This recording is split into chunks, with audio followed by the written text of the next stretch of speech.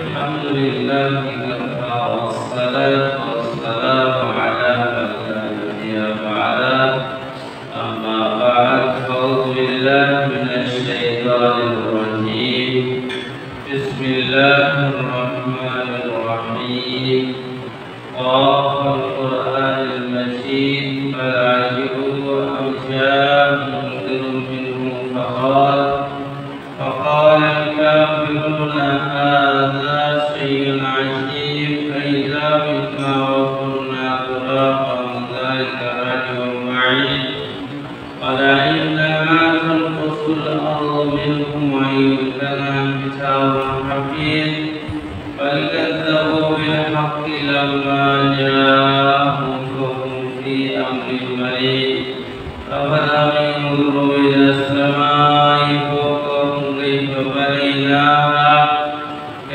بنيناها وزيناها وما لها من فروج والأرض مددناها والقينا فيها رواسي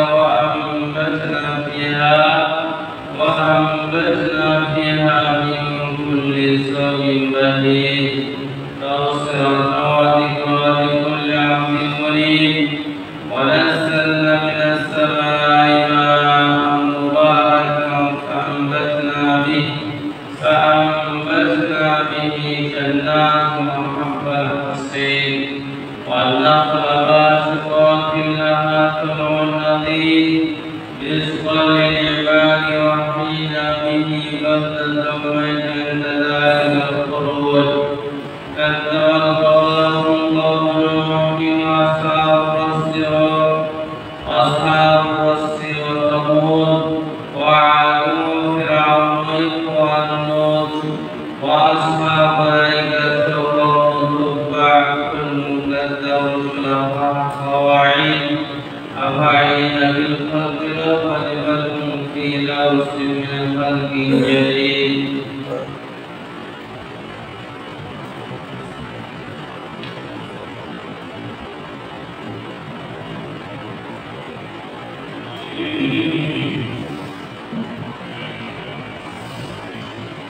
إن الحمد لله نحمده ونستعينه ونستغفره ونعوذ بالله من شرور أنفسنا ومن سيئات أعمالنا من يهده الله فلا مضل له ومن يضلله فلا هادي له وأشهد أن لا إله إلا الله وحده لا شريك له وأشهد أن محمدا عبده ورسوله يا أيها الذين آمنوا اتقوا الله حق تقاته ولا تموتن إلا وأنتم مسلمون يا أيها الناس اتقوا ربكم الذي خلقكم من نفس واحدة وخلق منها زوجها وبث منهم رجالا كثيرا ونساء واتقوا الله الذي تساءلون به والأرحام إن الله كان عليكم رقيبا يا أيها الذين آمنوا اتقوا الله وقولوا قولا سديدا يصلح لكم أعمالكم ويغفر لكم ذنوبكم ومن يطع الله ورسوله فقد فاز فوزا عظيما أما بعد فأعوذ بالله من الشيطان الرجيم بسم الله الرحمن الرحيم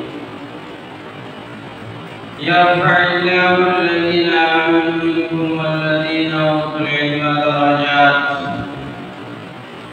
فقال رسول الله صلى الله عليه وسلم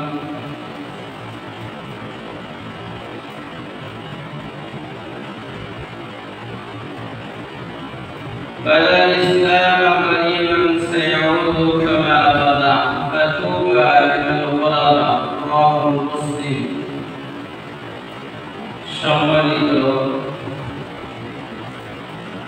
তিনি মায়ের সমস্ত প্রশংসা অনুমান আরাধনা সে আল্লাহ সুবহানাহু ওয়া তাআলার জন্য যে আল্লাহ রাব্বুল আলামিন অবস্থা পরিবর্তন করাতে পারেন যে আল্লাহ আলামিন ক্ষমতা পরিবর্তন করাতে পারেন।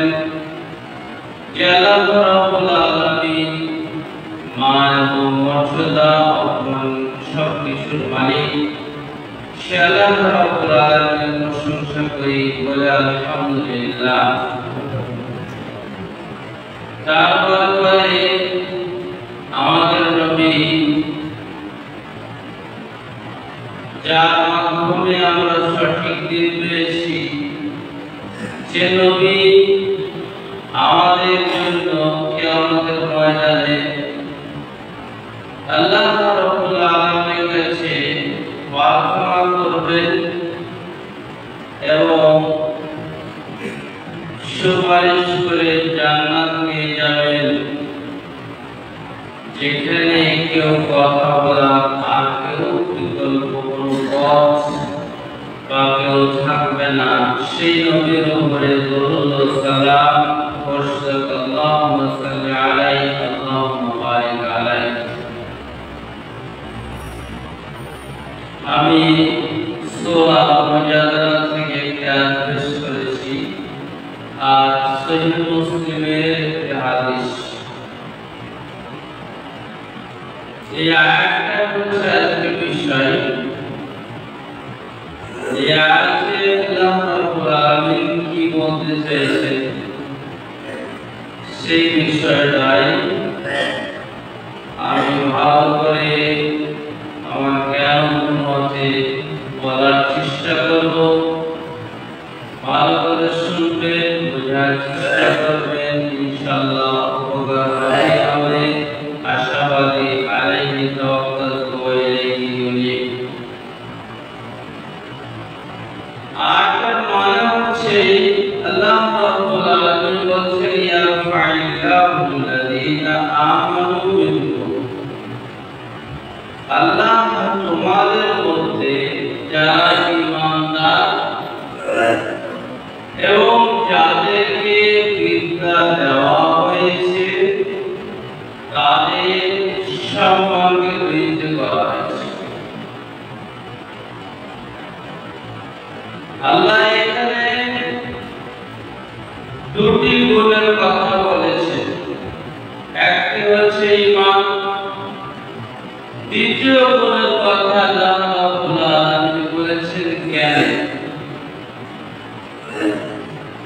আর আল্লাহ রাব্বুল আলামিন এই দুটি গুণ যাদের ভিতরে থাকবে তাদের বিশেষ কিছু সম্মান মর্যাদা আল্লাহ রাব্বুল আলামিন দিয়েছেন। এই কথাটা আল্লাহ রাব্বুল আলামিন এখানে বলতে চেয়েছেন। সেই দুটি গুণ কি এবং তাদের ভিতরে থাকলে তারা সেই গুণের জন্যই, সেই বৈশিষ্ট্যের জন্য, সেই সিফাতের জন্য আল্লাহ রাব্বুল আলামিনের কাছে সম্মানিত।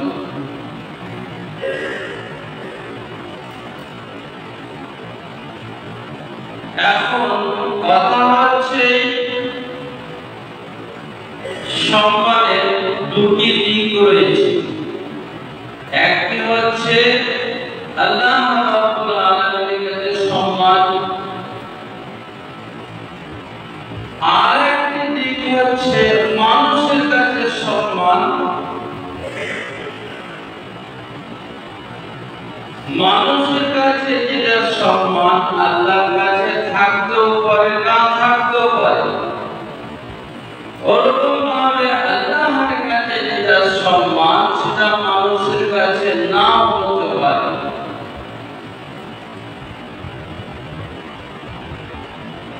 তো আল্লাহ রাব্বুল আলামিন যিনি হচ্ছেন সমস্ত ক্ষমতার,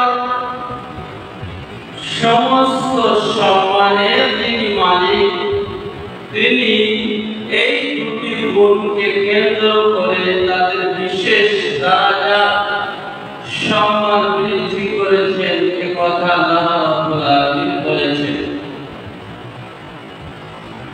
সেই দুটি গুণ যেই ব্যক্তির ভিতরে থাকবে থাকবে, যার ভিতরে থাকবে, ব্যক্তি যেখানকার হোক না কেন, যেই হোক না কেন, আল্লাহ রাব্বুল আলামিনের কাছে তার সম্মান রয়েছে।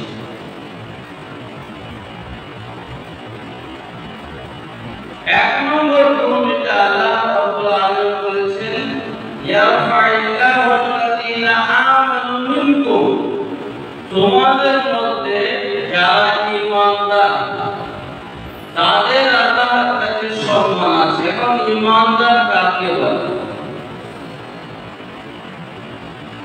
ঈমানদার কাকে বলে? দ্বিতীয় কথা আল্লাহ বলেছেন, যাদেরকে বিদ্যা দেওয়া হয়েছে, যাদেরকে জ্ঞান দেওয়া হয়েছে হাদিস কোরআনের, তাদেরকে আল্লাহ রাব্বুল আলামিন সম্মান দান করেছে। এখন ঈমানদার হচ্ছে আম, আর বিদ্যা যাদেরকে দেওয়া হয়েছে খাস ফজিলত দেওয়া হয়েছে। এই আয়াতের ব্যাখ্যা করতে সালেহ হুসাইনি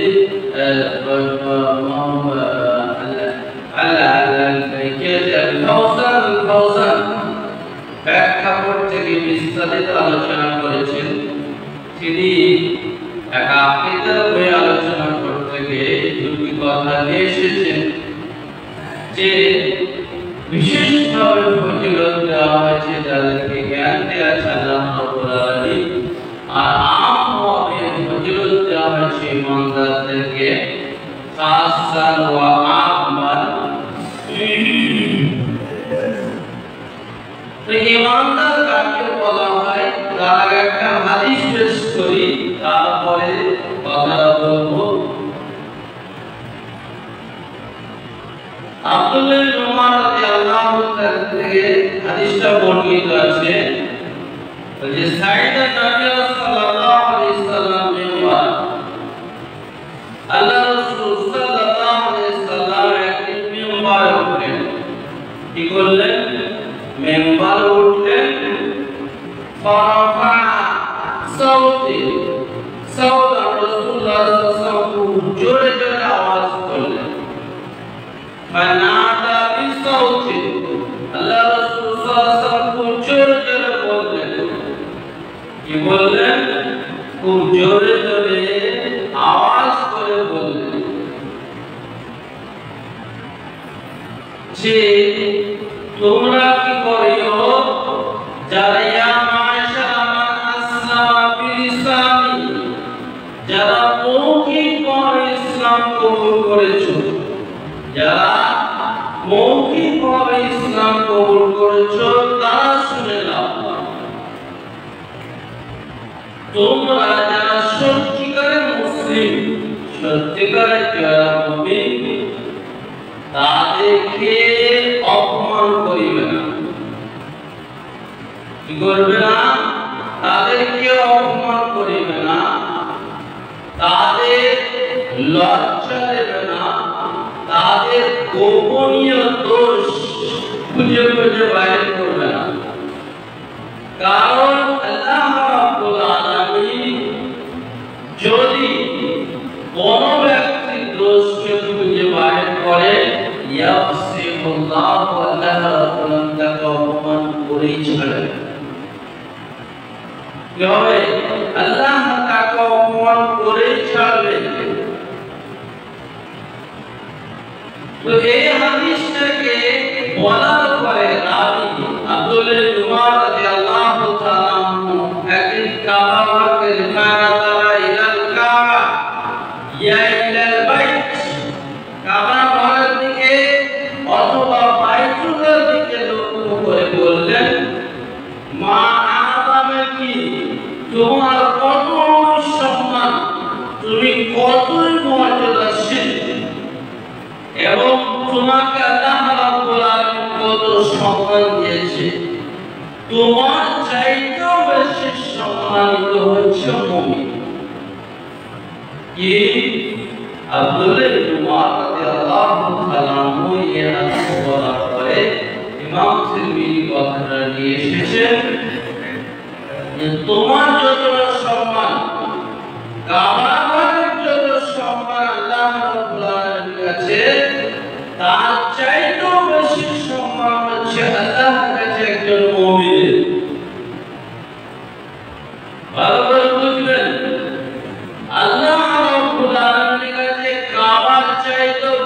সম্মান আছে কে? মুমিনের সম্মান। কে বলছেন? সাহাবী বলছেন হাদিস বলার পরে। এবার হাদিসটার ব্যাখ্যা দিকে চলেন। আল্লাহ রাসূল সাল্লাল্লাহু আলাইহি ওয়াসাল্লাম মিম্বার উঠে জোরভাবে বললেন, ইয়া মাশারা মান আসলামা বিল লিসান, যারা মৌখিকভাবে ইসলাম কবুল করেছো, ওয়ালাম ইয়াফতিল ঈমান ইলা কলবি, তোমাদের অন্তরে ঈমান প্রবেশ করে। মৌখিকভাবে মুসলিম হয়। সূরা হুজরাতে কিছু গ্রামের লোক এসে বলল, গ্রামে কিছু লোক এসে বলল, আমরা ঈমান নিয়ে এসেছি। আল্লাহ রাব্বুল আলামিন নবী মুহাম্মদ সাল্লাল্লাহু আলাইহি ওয়াসাল্লামকে বলতে বললেন, বলো তোমরা ঈমান নিয়ে আসনি, বলো কুলু আসলামনা, আমরা ইসলাম নিয়ে এসেছি। ওয়ালাম ইয়াদখুলিল ঈমান, তোমাদের অন্তরে কোন ঈমান প্রবেশ করেনি। কি হয়নি? তোমাদের ঈমান অন্তরে কোন ঈমান প্রবেশ করেনি। আল্লাহ রাব্বুল আলামিন তবে তোমাদের যা আমল করবে তাই সেই পরিমাণ আল্লাহ তোমাদেরকে দেখিয়ে দেবে এবং আল্লাহ রাব্বুল আলামিন ক্ষমাশীল দয়াশীল। এরপরে এটা সূরা হুজরাত, তারপরে আয়াতে আল্লাহ রাব্বুল আলামিন বলেছেন, ইন্নামাল মুমিনুনা আল্লাযীনা আমানু, প্রকৃত মুমিন হচ্ছে তারাই যারা আল্লাহর প্রতি ঈমান এসেছে, ওয়া রাসূলিহি এবং রাসূলুল্লাহ সাল্লাল্লাহু আলাইহি ওয়াসাল্লামের প্রতি ঈমান এসেছে, ওয়া লাম ইয়ারতাবু, কোনো সন্দেহ করে না। ঈমানের ব্যাপারে তাদের কোনো সন্দেহ নেই। কি নাই? ঈমানের ব্যাপারে কোনো সন্দেহ নেই তাদের। তাই হচ্ছে সঠিক হিদায়াত প্রাপ্ত, তারাই হচ্ছে সঠিক মুমিন। তারপরে আল্লাহ রাব্বুল আলামিন ফির গ্রামবাসীদের কথা বলে ধরেছে। গ্রামবাসীদের ব্যাপারে যারা বলেছিল, ওরা বলেছিল, এসে বলেছিল, মুহাম্মদ তোমাদের প্রতি ঈমান এনেছে, তোমার প্রতি ঈমান এসেছি, মানে তোমার প্রতি বড় দয়া করেছে। বারবার শুনেন, বারবার শুনেন, বারবার বোঝার চেষ্টা করেন। গ্রামের লোকগুলা এসে বলল, তোমার প্রতি ঈমান এসেছি, আল্লাহর প্রতি ঈমান এসেছি, মানে তোমার প্রতি বড় দয়া করেছি, ইহসান করেছি। মুহাম্মদ সাল্লাল্লাহু আলাইহি ওয়াসাল্লামকে আল্লাহ বললেন, বলে দাও আল্লাহর প্রতি কিছু দয়া করনি এবং মুহাম্মদ সাল্লাল্লাহু আলাইহি ওয়াসাল্লামের প্রতি কিছু ইহসান তোমরা করনি, বরং আল্লাহ তোমাদের প্রতি দয়া করেছে, ইহসান করেছে যে তোমাদেরকে ঈমান নিয়ে আসার সুযোগ দিয়েছে। কি হচ্ছে? ঈমানে আসার সুযোগ দিয়েছে। ইসলাম কবুল করার মাধ্যমে ঈমানের কথাগুলো শোনা সুযোগ দিয়েছে। যেমন আমাদের সমাজের মধ্যে যেগুলো আছে, মনে হয় ম্যাক্সিমাম যেটা দেখা যায়, ইসলামী কিছু কাজ করে দিলে হয়তো কথা মসজিদে টাকা দান করে দিল, মাদ্রাসায় দান করে দিল, মসজিদে কিছু করে দিল, তার মানে মুসল্লিদের উপকার করে দিল, মুফতি সাহেবের উপকার করলো, মনে হলো যে ইসলামের বেলা কিছু উপকার করে দিল, আল্লাহর উপকার করলো। এরকম মনোভাব অনেকে দেখে, এরকম মনোভাব অনেকে দেখায়। দেখেন, আপনি যা করবেন, যেভাবে করবেন, যে উদ্দেশ্য করবেন, সেটাই পাবেন, সেটাই পাবেন। ভালো কাজ করার পরেও দুঃখিত কোথায় জানেন? সব থেকে কষ্টজনক কোনটা? কাজ করে না তারা তো জাহান্নামে যাবেই যাবে, যাদের ঈমান নেই তারা তো যাবেই যাবে। কাজ করার পরেও যা আপনি তারা বইগুলো পড়ে কোরআন হাদিস পড়ে যা বুঝতে পারছি, আমল করার পরে বহু লোক আমল তাদের নিষ্ফল হয়ে যাবে এবং তারা জাহান্নামে চলে যাবে। কারণ শুধুমাত্র উদ্দেশ্য খারাপের জন্য। কি হবে? শুধুমাত্র উদ্দেশ্য খারাপের জন্য, অন্য কিছু মনে ধারণা আসার জন্য, কিছু কিছু মনে করার জন্য, যে আমি ওর জন্য করলাম, এই জন্য করলাম, ওই জন্য সন্তুষ্ট হবে, অমুককে উপকার করলাম, এই মানসিকতার জন্যই বহু কাজ করার পরে উপকার হয়। চলেন হাদিসটাই চলেন, যে হাদিসটা পেশ করেছি রাসূলুল্লাহ সাল্লাল্লাহু আলাইহি ওয়াসাল্লাম যেটা বলেছেন, যে যারা অন্তরে বা জিনিসটা মুসলিম মৌখিকভাবে ইসলাম কবুল করেছে, অন্তর যখন ঈমান ঢোকে, ঈমান তারা বুঝেও না, ঈমান তারা জানেও না, ঈমান তারা বোঝার চেষ্টা করে না, শুধুমাত্র মুসলিমের সাথে বসবাস করছে, মুনাফিক মুসলিম যারা, তাদের ব্যাপারে আল্লাহ রাসূল সাল্লাল্লাহু আলাইহি ওয়াসাল্লাম বলেছেন, খবরদার কি করবে? মুমিনদেরকে কষ্ট দেবে না, তাদেরকে লজ্জা দেবে না, তাদের গোপন দোষ খুঁজে বার করবে না। আল্লাহ যদি গোপন দোষ খুঁজে বার করে তাহলে তাকে অপমান করেই ছাড়বে। কথাটা ভালো করে শুনেন। আমাদের সমাজে যেটা বলে সেটা বলে যে পাপ পাপ, কি বলে? পাপ সবই সমান দেয়। উদাহরণ দেয়, পায়খানার এদিকটাও সমান ওদিকটাও সমান, কথা ঠিক, কিন্তু এটা ঠিক নয় যে সব পাপ সমান। কথা বুঝতে পারলেন? সব পাপ সমান এটা ঠিক নয়, কারণ ছোট পাপ আছে, বড় পাপ আছে, পাপের উপরে ইসরার আছে, গোপন পাপ আছে, প্রকাশ্য পাপ আছে, একাধিক পাপ আছে, সামাজিকভাবে পাপ আছে, যৌনভাবে পাপ আছে, এর মধ্যে আসমান জমিন ফারাক আছে। কি আছে? আসমান জমিন ফারাক আছে। একা পাপ করেছে, গোপন ভাবে কেউ জানে না, সে সমাজের মধ্যে বিশৃঙ্খলা সৃষ্টি করবে। আল্লাহ তাকে এমনি মাফ করে দেবে। যে ছোট গুনাহ হয় তো 5 ওয়াক্ত নামাজ পড়ছে, উজু করছে, ওকে মাফ হয়ে যাবে। কি হবে? 5 ওয়াক্ত কি হচ্ছে? নামাজ পড়ছে, উজু করছে, ওকে মাফ হয়ে যাবে। কিন্তু বেনামাজি কি করে মাফ হবে? বেনামাজি কি করবে? যতই সততা দেখাক না কেন, যতই সততা লেনদেনের সততা দেখাচ্ছে, যা দেখাচ্ছে, কিন্তু বলছে একটা বড় পাপের সাথে জড়িত আছে, মানে মুসলিম আছে কি না এখানে বড় একটা সমস্যা আছে। ওর কি করবো? সব পাপ সমান নয়। দ্বিতীয় হচ্ছে কি হচ্ছে?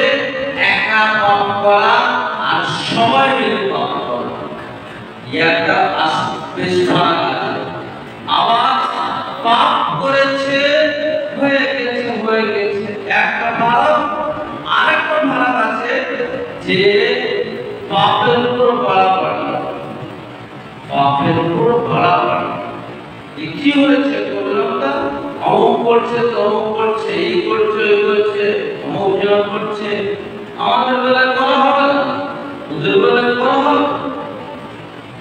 যত জাতি ধ্বংস হয়েছে পূর্বে, সমস্ত জাতির ধ্বংস মূলের কারণ হচ্ছে পাপের উপর বাড়াবাড়ি করা। যত জাতিকে আল্লাহ রাব্বুল আলামিন একবারে পুরো জমিনে মিশিয়ে দিয়েছে, লাবণ্য হোক অথবা পাথর বর্ষণ করে হোক অথবা জমিনকে উল্টিয়ে দেওয়া হোক, তাদের পাপের বলেছেন তুমি ভারী পবিত্র দেখাচ্ছ, নবীদেরকে বলে তুমি ভারী পবিত্র দেখাচ্ছ আর আমাদেরকে পাপী বলছো, এর জন্য তাদেরকে আল্লাহ তাআলা ধ্বংস করছে এবং জনসম্মুখে পাপ করার জন্য। তাহলে পাপের মধ্যে পার্থক্য আছে, বুঝতে পেরেছেন? পাপের মধ্যে পার্থক্য আছে, সব পাপ কিন্তু সমান নয়।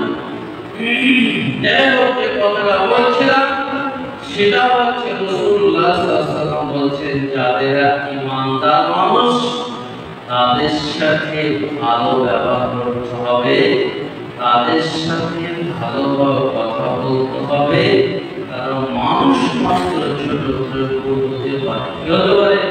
ছোট মাত্র ভুল হতে পারে।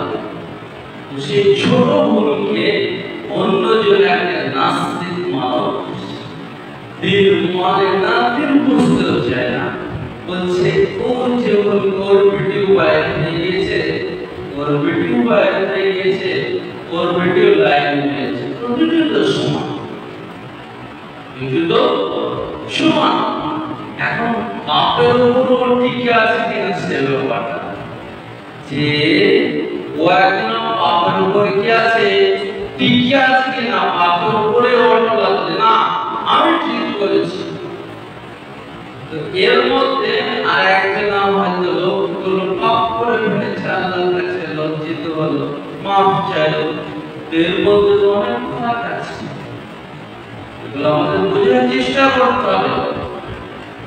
তো মানুষ মাত্র কিছু ভুল হতে পারে, কিন্তু ভুল হওয়ার পরে পাপের উপরে ইসরার করা, বাড়াবাড়ি করা, এটা করা যাবে না। আল্লাহ রাব্বুল আলামিন যেহেতু ঈমানদারদের বিশেষ সম্মান দিয়েছেন, আবার সম্মান দিয়েছেন আল্লাহ রাব্বুল আলামিন তাদের ঈমানের কারণে। কিসের জন্য? ঈমানের কারণে। কারণ সবচেয়ে বড় ইবাদত হচ্ছে ঈমান, সবচেয়ে বড় ইবাদত হচ্ছে আল্লাহ রাব্বুল আলামিনকে বুঝা, সবচেয়ে বড় ইবাদত আল্লাহ রাব্বুল আলামিনকে জানা। যদি আল্লাহকে না জানে আর একজন লোক জানে, তার মধ্যে অনেক ফারাক আছে। আল্লাহকে বোঝা, আল্লাহকে জানা, আল্লাহকে ভালোবাসা, আল্লাহর বিধানের প্রতি আন্তরিকতা থাকা, এর মধ্যে অনেক ফারাক আছে। ভাবে করলো, কালকে হাদিসে পড়াছিলাম, তিনি বলছেন ইল্লু উঠে যাবে, বিদ্যা উঠে যাবে, এই বলতে বলতে বলতে বলতে উপাদের সব মিত্রাতে আল্লাহ তাআলা বলছেন এক পর্যায়ে বিদ্যা এমন ভাবে উঠে যাবে, অন্য সাহাবীদের সম্বোধন করে বলছেন যে মসজিদে যাবে, জমা মসজিদে লোক ভরপুর থাকবে, কিন্তু লাইসা ফিহি খাশির, একজন কারো ভয় থাকবে না, ভয় থাকবে না, আল্লাহকে ভয় করবে না। এটা একটা বিদ্যা উঠে যাও। অনেক স্তর, তার মধ্যে একটা স্তর যা আল্লাহ ভক্তি চলে যাবে, আল্লাহ ভক্তি শেষ হয়ে যাবে। তো যাদের ভিতরে আল্লাহ ভক্তি আছে, আল্লাহকে যারা ভয় করে, আল্লাহ হারাম এবং লাভ থেকে বেঁচে থাকে, তাদেরকে সম্মান মর্যাদা দিতে হবে। যেটা বলছিলাম সেটা হচ্ছে ঈমানদার কাকে বলে। ঈমানদারের ব্যাপারে ঈমান বলা হয়, ঈমান মানে হচ্ছে স্বীকার করা, স্বীকৃতি দেওয়া। সেটা হচ্ছে কথা, কর্ম এবং ভিতরে, অন্তরের কথা, কর্ম, মুখের কথা, কর্ম এবং অঙ্গ প্রত্যঙ্গের কাজের মাধ্যমে স্বীকৃতি দিতে, স্বীকার করতে হবে, তবে ঈমানদার হতে হবে। শুধু মুখে বললে মুসলিম তা হবে না।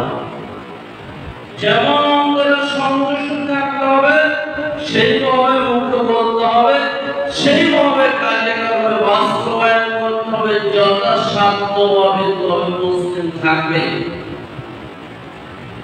যদি একটা থাকে আর একটা না থাকে, তাহলে সমস্যা যেন আছে। শুধু বলতে আমি অন্তর আমার ঠিক আছে, মুখে যদি না বলে, তাহলে কি হবে? তাও সমস্যা, তাও সমস্যা আছে, তবু সেই ঈমানদার হতে পারবে না। মুখে বলছে মুখে বলছে, অন্তর ঠিক আছে, তবু সেখানে সমস্যা আছে।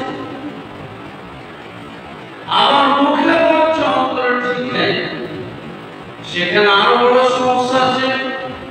মুখে বলছে যে অন্তর ঠিক আছে, কাজী কর্মে সব করছে, বাস্তবায়ন করছে, যেগুলো ফরজ সেগুলো বাস্তবায়ন করছে, তারা হচ্ছে সত্যিকার ঈমানদার।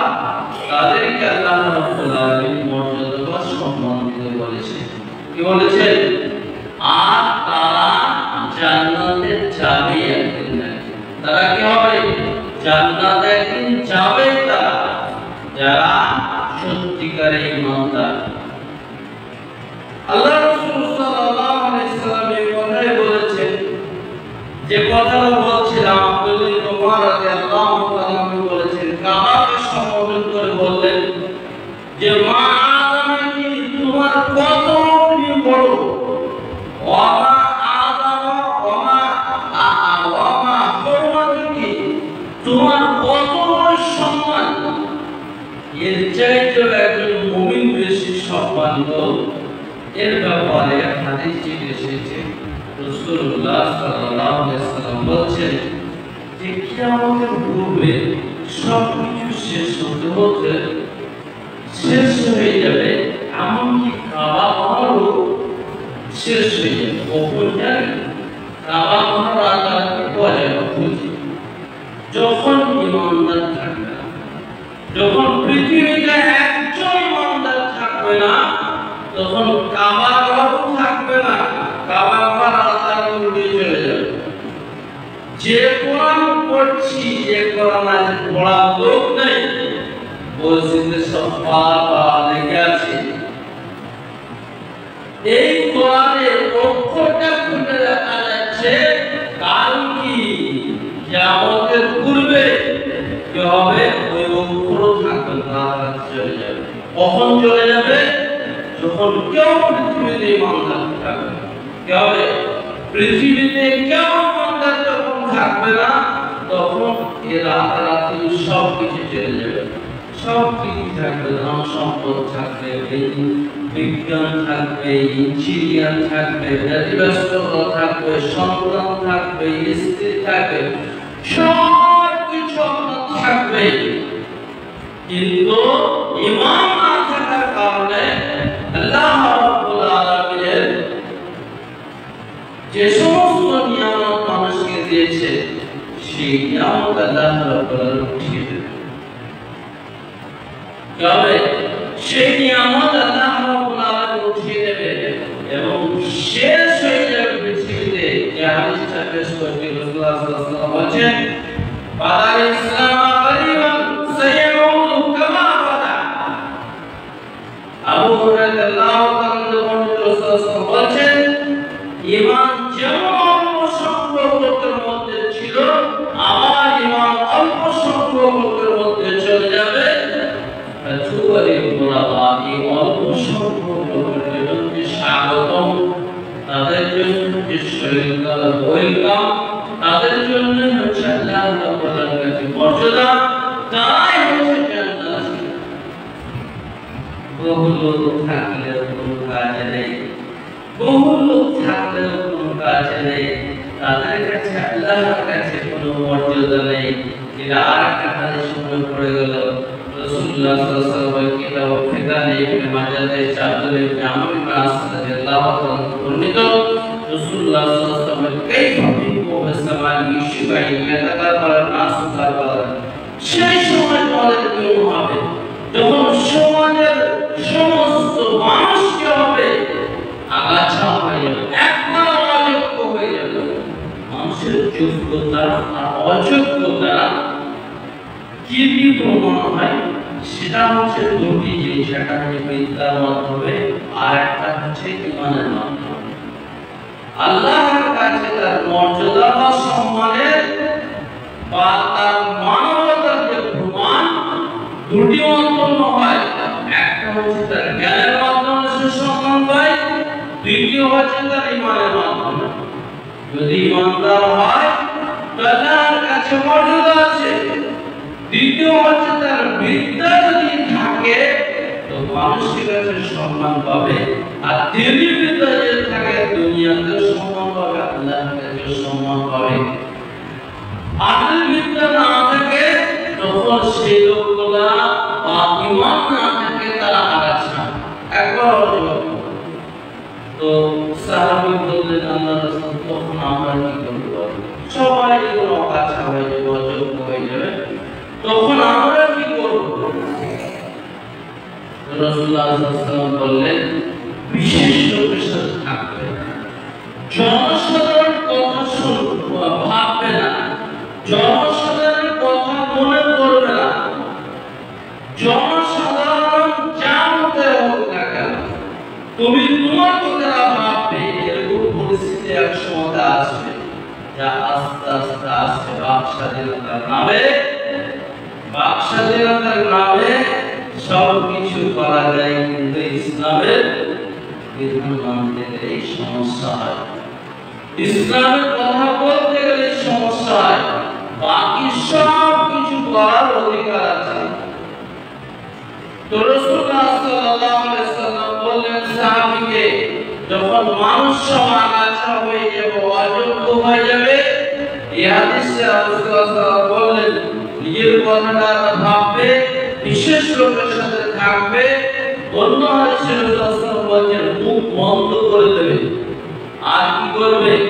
মুখ বন্ধ করবে, ঘরের মধ্যে থাকবে। কারণ ফিতনা, কারণ সেই সময় যে লোকগুলো আসবে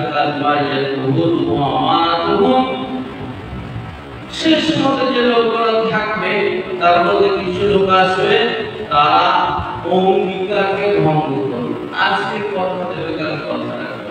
যেমন আল্লাহর কাছে তো সবাই কথা দিয়ে এসেছে, সবাই কথা দিয়ে এসেছে যে আমরা তোমারই দাসত্ব করব, এই কথা তো বলেছে আল্লাহর কাছে। আদমের কাছ থেকে যখন তাকে আত্মার আকারে বাহির করা হয়েছিল তখন সবাই বলে এসেছে একটা অঙ্গীকার ভঙ্গ করা। আবার মুসলিম বলে দাবি করছে মুহাম্মদ সাল্লাল্লাহু আলাইহি ওয়াসাল্লাম নীতি মানে না, একটা অঙ্গীকার ভঙ্গ করা এটা ব্যবহার ইসলাম করবে, আর মানুষের সাথে কথা দিয়ে কথা রাখবে না, এই কোন কিছু থাকবে। ওয়া আমানাতুল আমানতের খেয়াল করবে, পয়সা দিলেন, টাকা দিলেন, কথা দিলেন, অথচ সব ফাঁস করে দিল, অথবা টাকাকে আত্মসাৎ করবে, কি আমাদের খেয়াল করবে। তখন রাসূলুল্লাহ বিশেষ লোকদের বিশেষ লোকের সাথে থাকার কথা রাসূলুল্লাহ বলেছেন। তো যে কথা বলছিলাম সেটা হচ্ছে ঈমান হচ্ছে আল্লাহর কাছে সম্মান, ঈমান হচ্ছে আল্লাহর কাছে মর্যাদা, ঈমান তাদের জন্য আল্লাহ বলেন দুনিয়া রেখেছে, ঈমান তাদের জন্য পূর্ব দিকে সূর্য উঠছে আর পশ্চিম দিকে ডুবছে, আর যত চাকচিক্য ভর দুনিয়া সাজানো আছে, ঈমানদার না থাকলে আল্লাহ এখনই কি করবে? পশ্চিম দিকে সূর্য ওঠার কথা বলে দেবে, আর পশ্চিম দিকে সূর্য উঠে যাবে, আর পশ্চিম দিকে সূর্য উঠে গেলে পৃথিবী ধ্বংস হয়ে যাবে। আপনারা যত ইঞ্জিনিয়ার বলেন, যত বৈজ্ঞানিক বলেন, যত বিজ্ঞান বলেন, যত টেকনোলজির যত উন্নতি বলেন না, কোনো উন্নতি কিছু ঠেকাতে পারবে না, কোনো ঠেকাতে পারবে না। বহু সুনামি এসেছে, বহু প্লাবন এসেছে, বহু বন্যা এসেছে, বহু আল্লাহর পক্ষ থেকে আযাব এসেছে, সব কিছু ফেলে হয়ে গেছে। আপনারা নিজে চোখেও বহু কিছু দেখেছেন, আর কিয়ামত দিবসের জন্য আরো জটিল আর কঠিন। আর আল্লাহ তখনই করবেন যখন ঈমানদার থাকবে না। আর ঈমানদার শেষ পর্যায়ে কোথায় যাবে জানেন? অনেক আসার চেষ্টা বলছি না, শেষ পর্যায়ে যখন ঈসা আলাইহিস সালাম আসবেন, আসার পরে কিছু লোক ঈমানদার থাকবে, উনি যখন মারা যাবেন, মরে যাওয়ার পরে কিছু লোক তাও ঈমানদার থাকবে। আল্লাহর পক্ষ থেকে কি হবে? একটা হাওয়া আসবে, এভাবে হাওয়া আসবে, আর সেই হাওয়াতে যারা ঈমানদার তাদের বগল দিয়ে যাবে, তারা সবাই মারা যাবে। আর পৃথিবীতে কোনো ভালো মানুষ থাকবে না, শিরারুল খালক সবচেয়ে নিকৃষ্ট জীব থাকবে, বা শারুল খালক বিভিন্ন শব্দ এসেছে, নিকৃষ্ট জীবরা থাকবে। এমনকি শয়তান পর্যন্ত তাকে নিন্দা করবে, তোমরা এত আগাছা অযোগ্য, তোমরা এত আগাছা, এত অযোগ্য। তো বলবে শয়তান বলবে, শয়তান বলবে, তো শয়তানকে তারা বলবে, বলো কি করবো? আর তারা যে কাজটা করতে থাকবে জানেন, তিরমিজি হাদিসে এসেছে, আর ইবনে মাজাহ এসেছে, ইয়াতাহাজুনা কামা তাহারুল হিবা। এই যে যাদেরকে শয়তান নিন্দা করবে, তারা যে কাজটা করতে থাকবে সেটা হচ্ছে ব্যভিচারে যুক্ত থাকবে। কিসের মতন? গাধা যেমন গাড়ির সাথে মেলামেশা করে, গাধা যেমন গাড়ির সাথে জনসম্মুখে মেলামেশা করে, ঠিক তারা তাই কাজ করে। অজাচার সবার সাথে বিচার করবে। আপনি জান যে সমস্ত দেশে বাদশা স্বাধীনতা আসছে, গণতন্ত্র দেশগুলাই কলেজ, ইউনিভার্সিটি, তারপর পার্ক, মনে হবে যে সবই তাদের স্ত্রী, মনে হচ্ছে যে সবই স্ত্রী। আপনারা যারা কলেজে পড়েছেন তারা জানেন, যদি কোনো মেয়ে ভালো থাকতে চায় তাকে ভালো থাকতে দেওয়া হয় না, জিজ্ঞাসা করছিল।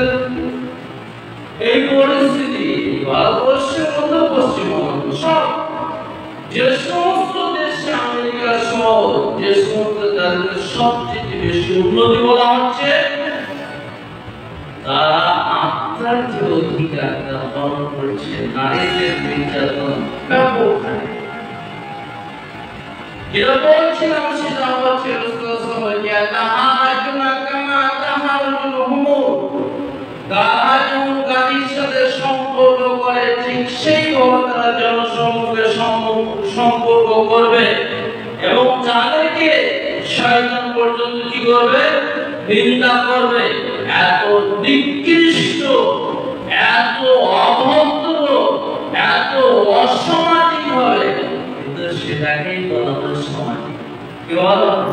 সেটাকেই বলা হয় সামাজিক, সেটাকে বলে বলা হয় ভালো কাজ।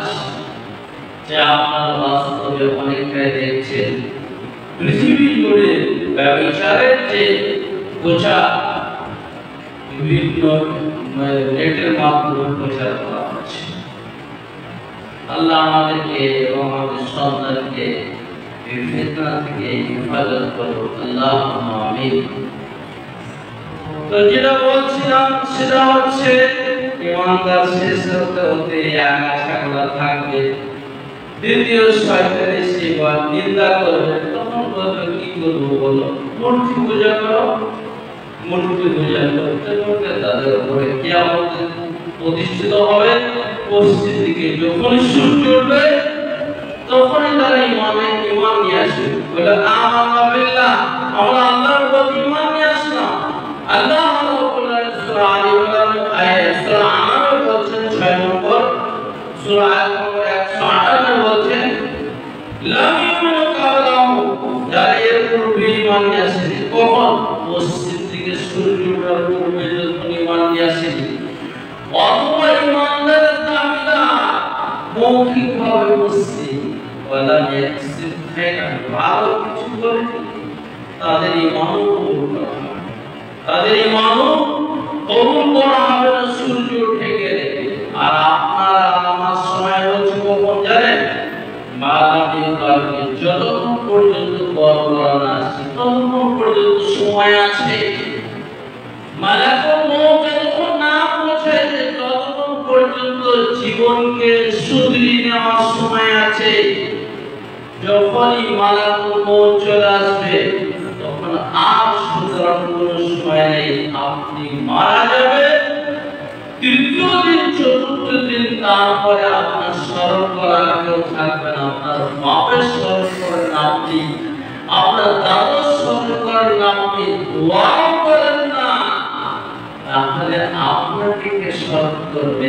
একজনই আছেন যিনি আপনাকে মনে রাখতে পারেন, যিনি আপনার সাথে কোনো কিছু চান না, কোনো ট্যাক্স চান না, পয়সা চান না, আপনার উপরে কোনো বাধ্যতা কিছু করেন না, শুধুমাত্র আপনার দায়িত্বকে বোঝার জন্য নবী এবং আম্বিয়া কেরামদের মাধ্যমে উৎসাহ দেওয়া হয়েছে এবং আপনাকে ইখতিয়ার দেওয়া হয়েছে, ব্যাপারটা আপনার কাছে। যাই হোক, যেটা বলছিলাম সেটা হচ্ছে ইমানদারদেরকে আল্লাহ রাব্বুল আলামিন সম্মান দিয়েছেন। যদি সম্মানের সাথে জীবনযাপন করতে চান, আল্লাহর সম্মানের সাথে, মানুষের সম্মানের সাথে, আল্লাহর সম্মানের সাথে যদি জীবনযাপন করতে চান, অবশ্যই আপনাকে ঈমান বুঝতে হবে।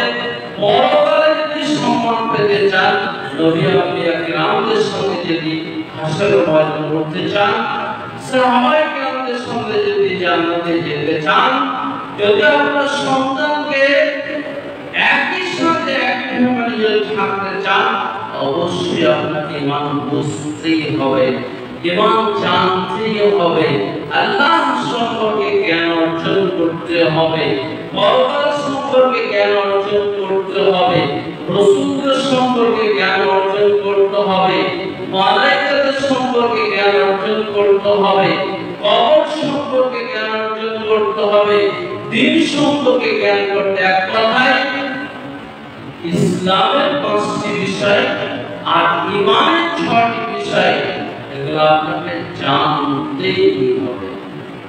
যদি আপনি না জানেন তাহলে আপনি ব্যর্থ মানুষ, ইহকালে অপমান হবে, পরকালে অপমান হবেই হবে, এখানে কোনো সন্দেহ নেই।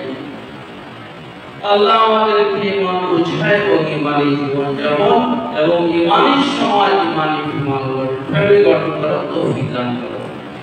দ্বিতীয় কথা যেটা বলেছি সেটা হচ্ছে যাদেরকে আল্লাহ তাআলা বিদ্যা দিয়েছেন, তাদেরকে আল্লাহ সম্মান দিয়েছেন, যাদেরকে বিদ্যা দিয়েছেন তাদেরকে আল্লাহ তাআলা সম্মান দিয়েছেন। আল্লাহ রাসূল সাল্লাল্লাহু আলাইহি ওয়াসাল্লাম জ্ঞানের ব্যাপারে যে ফজিলতের কথা বলেছেন, দুনিয়া ধ্বংস হয়ে যাবে। এক হাদিসে রাসূল সাল্লাল্লাহু আলাইহি ওয়াসাল্লাম যেটা সহিহ বুখারীতে আছে, আল্লাহ রাসূল সাল্লাল্লাহু আলাইহি ওয়াসাল্লাম যে 5টি জিনিস যখন উঠে যাবে, তখন কি হবে? লা তাকুসা হাত্তা ইরফাউল, ততক্ষণ পর্যন্ত কিয়ামত কায়েম হবে না যতক্ষণ পর্যন্ত জ্ঞান না উঠে যাবে। কি হবে? জ্ঞান না উঠে যাবে।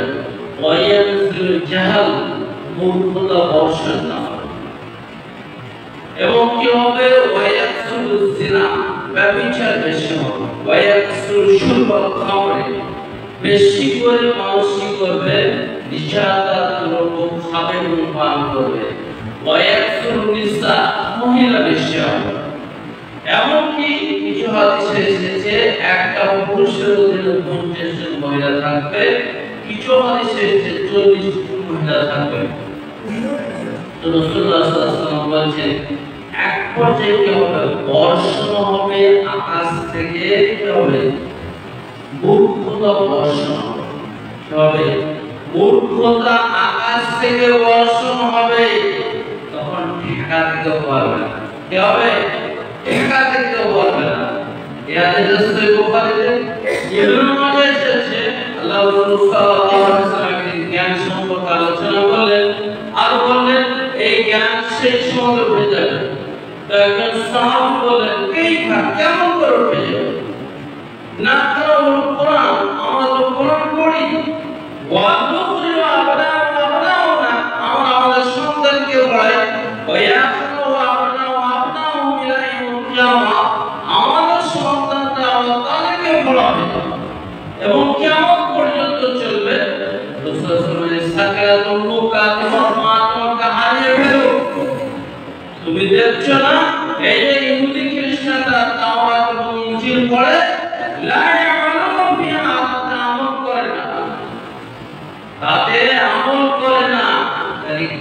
অর্জন করা পুঁথিগতভাবে পড়তে পারে, জ্ঞান আছে কিন্তু আমল করে না, এটাও একটা জ্ঞান উঠে যাওয়া।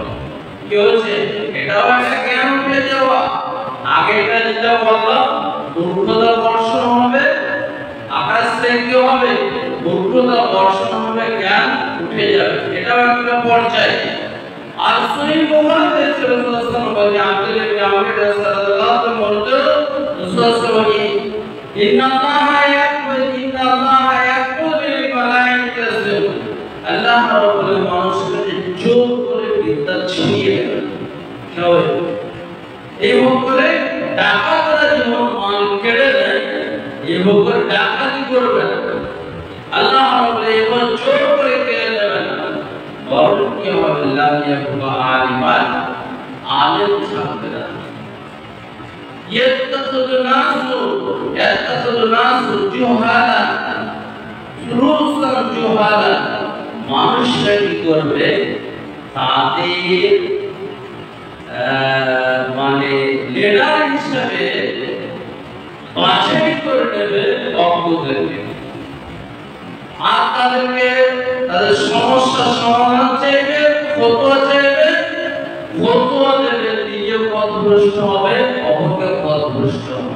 একটা কথা বলে দিই, সেটা হচ্ছে আলেম কাকে বলা হয়। সাহাবী থেকে এই সমস্ত বর্ণনা আছে, যে আলিমুল্লাযী আমিলু ফিহা, আলিম তাকে বলে যে হাদিস কোরআন বুঝে এবং সেই উপর আমল করে, তাকে আলিম বলা হয়। কি আলিম বলা হয়। দ্বিতীয় হচ্ছে আল্লামা আব্বাস বলেছেন, যারা কোরআন হাদিসের জটিলতাগুলো বুঝে তাদেরকে আলিম বলা হয়। সালেহ সাইয়্যিদ বলেছেন, 8টি বিষয়ে যার জ্ঞান আছে তাকে আলিম বলা হয়। আরবি ভাষা জানে এবং আরবি ভাষা শুদ্ধ সেটা জানে, এবং নাহসার ব্যাকরণ জানে, এবং আরবি ভাষা ফাসাহা বালাগাত বলা হয় সেটাকে সে জানে, এবং ফতোয়া পড়ায় জানে, ফুকাহাদের ফকিহ ফিকহ জানে, তাকে বলা হয় কি আলেম। তো এই আলেম যখন থাকবে না, তখন কি হবে? সাধারণ মানুষ কি করবে? সামনে রাখবে, আর কি হবে? পথভ্রষ্ট হয়ে যাবে, নিজেরাও পথভ্রষ্ট হবে, সমাধান তো দিতেই হবে, কোনো উপায় নেই, সমাধান তো দিতেই হবে। তোমার নিজের ইচ্ছে সমাধান দেওয়ার ফলে নিজেও পথভ্রষ্ট হবে, অপরকে পথভ্রষ্ট হবে।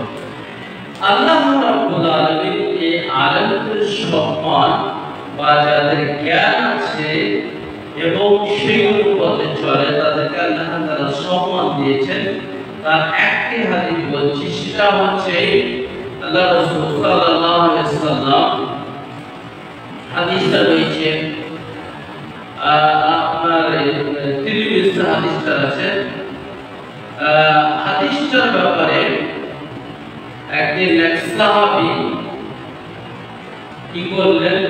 মদিনা থেকে দামেস্কে গেলেন আবু দারদা রাদিয়াল্লাহু তাআলা আনহুর কাছে। কায়েস ইবনে কাসির রাদিয়াল্লাহু তাআলা আনহু তিনি মদিনা থেকে দামেস্কে শাম দেশে গেলেন একটা হাদিসের জন্য। তো যখন আবু দারদা রাদিয়াল্লাহু তাআলা দামেস্কের মসজিদে বসেছিলেন, তো জিজ্ঞাসা করলেন, তুমি কেন এসেছো? বলে, একটি হাদিসের জন্য আমি এসেছি মদিনা থেকে, কয়েক হাজার কিলোমিটার দূর। বলছে হাদিসটা কি? যে তুমি নাকি বর্ণনা করছো এরকম, মান সালাকা তরিকান ইয়ালতামিসু ফিহি ইলমান সালাকাল্লাহু লাহু তরিকান ইলাল জান্নাহ। যদি কেউ জ্ঞান অর্জন করার জন্য রাস্তায় যায়, তো আল্লাহ রাব্বুল আলামিন জান্নাতি পথের মধ্যে কোন একটা পথে পরিচালনা করে। কথা বুঝতে পারলেন? এটা সবার জন্য মুক্ত। জান্নাতি পথের মধ্যে যে কোনো একটা পথে পরিচালনা করে। তারপরে আর বললেন ওয়াইনাল আলিমা ইয়াস্তাগফিরু লাহু মান ফিস সামাওয়াতি ওয়াল আরদি, আলিমের জন্য আসমান জমিনে যে ভালো মানুষকে মঙ্গলের শিক্ষা দেয়, আসমান জমিনে যা কিছু আছে এমনকি পানির মাছ এবং বিবিধিকা তারাও করে আল্লাহর কাছে ইস্তেগফার করে, জিকিরকে মাফ করে দেয়। তাই জ্ঞান অর্জন করা বা যাদেরকে আল্লাহ তাআলা বিদ্যা দিয়েছেন তাদের বিশেষ একটা ফজিলত আছে। দ্বিতীয় হচ্ছে যারা জ্ঞান অর্জন করবে, এখানে বয়সের কোনো লিমিট নেই, সব সময় জ্ঞান অর্জন করতে পারে। এই জ্ঞান অর্জন যারা করবে তাদের একটা ফজিলত আছে, তাদের একটা সম্মান আছে, আল্লাহ রাব্বুল সম্মান দিয়েছেন। আমার এক সাথী কেরালায় ইমামত করছে, আর লোকটার হচ্ছে 72 বছর বয়স, বলছিল লোকটার 72 বছর বয়স, রিটায়ারমেন্ট, সরকারি চাকরি করত।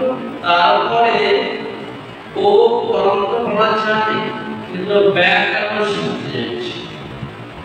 তো মনীষা জিজ্ঞাসা করছে কি বাবা আপনি ব্যাকরণ শিখতে যাচ্ছেন কেন? বলছে আমি এই জন্য শিখতে যাচ্ছি যে আল্লাহ তো যারা জ্ঞান অর্জন করে তাদের বিশেষ মর্যাদা দিয়েছে, আমি জ্ঞান অর্জন করা অবস্থাতেই যেন মারা যায় এবং আল্লাহর কাছে যেন সে মর্যাদা পায়, আল্লাহর কাছে সেই মর্যাদা পায়।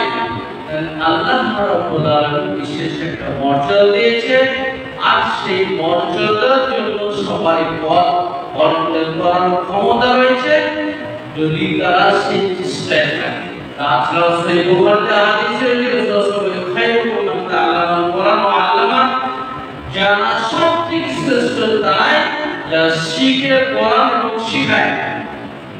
তাছাড়া পরকালে যে সম্মান দেওয়া হবে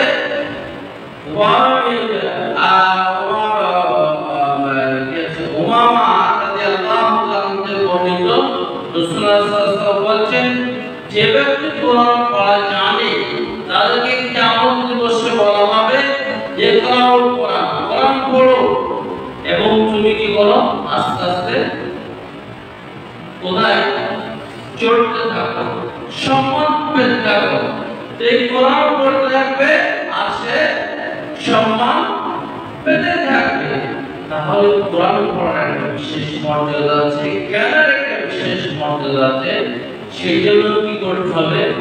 জ্ঞান আমাদেরকে অর্জন করতে হবে আল্লাহ সম্পর্কে, এবং কোরআন হাদিস যা বলেছে সেইভাবে জ্ঞান অর্জন করতে গিয়ে জীবনকে সুধারণের চেষ্টা করতে হবে।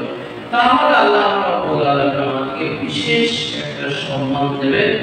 দুই শ্রেণীর সম্মান আল্লাহ রাব্বুল আলামিনের কাছে অবশ্যই পাবো। আল্লাহর কাছে দোয়া করি হে রাব্বুল আলামিন তুমি আমাদেরকে সঠিকভাবে তোমার বিধানকে বোঝা এবং সেটা বাস্তবায়ন করা এবং ঈমানকে বোঝা এবং ঈমানী জীবন যাপন করা আমাদেরকে তৌফিক দান করো, এবং সমাজ এবং আমরা ব্যক্তিগতভাবে সেগুলো সুস্থভাবে জীবন করে যেন তোমার কাছে যেতে পারে। আল্লাহ তুমি আমাদেরকে তৌফিক দান করো। আল্লাহুম্মা আমিন। ওয়া সাল্লাল্লাহু আলা নাবিয়িনা